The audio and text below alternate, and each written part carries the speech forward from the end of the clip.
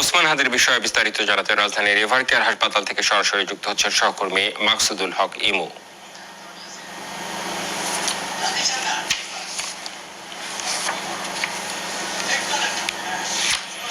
ইমু, এই মুহূর্তে আপনার কাছে ওসমান হাদি সম্পর্কে কি তথ্য রয়েছে, তার শারীরিক অবস্থার সবশেষ পরিস্থিতি নিয়ে জানাবেন আমাদের।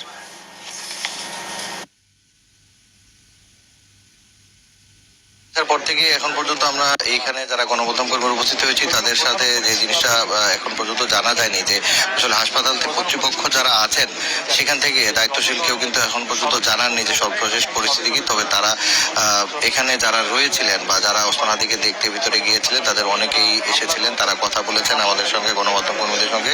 তারা দেশবাসীর কাছে ওসমান হাদির জন্য দোয়া চাইছেন এবং তারা বলছিলেন যে ওসমান হাদির যে এই পরিস্থিতি হলো তার জন্য কিন্তু আসলে পুরো আমাদের যে দেশের সামগ্রিক ব্যবস্থা রয়েছে সেই ব্যবস্থাকেও কিন্তু তারা এখানে দায়ী করেছেন।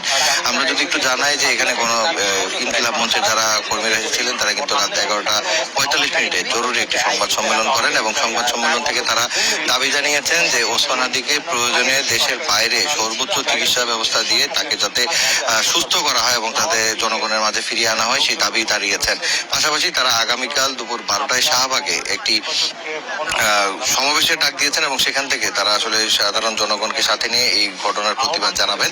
এর পাশাপাশি আমরা দেখতে পেয়েছি এখানে যারা উপস্থিত ছিলাম তারা দেখেছি যে বিভিন্ন রাজনৈতিক দলের নেতারা কিন্তু এখানে এসেছিলেন। ডাকসু ভিপি সাদিক খানকে আমরা এখানে দেখেছি ওসমান হাদিকে দেখতে এসেছিলেন। তিনি এই ঘটনায় আসলে উদ্বেগ প্রকাশ করেছেন, পাশাপাশি জানিয়েছেন যে জুলাইয়ের যারা আসলে শক্তি সেই সকল শক্তিকে ঐক্যবদ্ধ হয়ে আসলে সামনের দিনগুলো মোকাবেলা করতে হবে এবং একসাথে থাকবার যে প্রত্যয় তিনি এখানে জানিয়েছেন। পাশাপাশি ওসমান হাদির ঘটনায় যারা দোষী বা এখানকার যারা পুরো ঘটনার জন্য দায়ী তাদেরকে যাতে দ্রুততম সময়ের মধ্যে আইনের আওতায় নিয়ে আসা হয় সেই বিষয়টিও নিশ্চিত করবার জন্য তিনি দাবি জানিয়েছেন।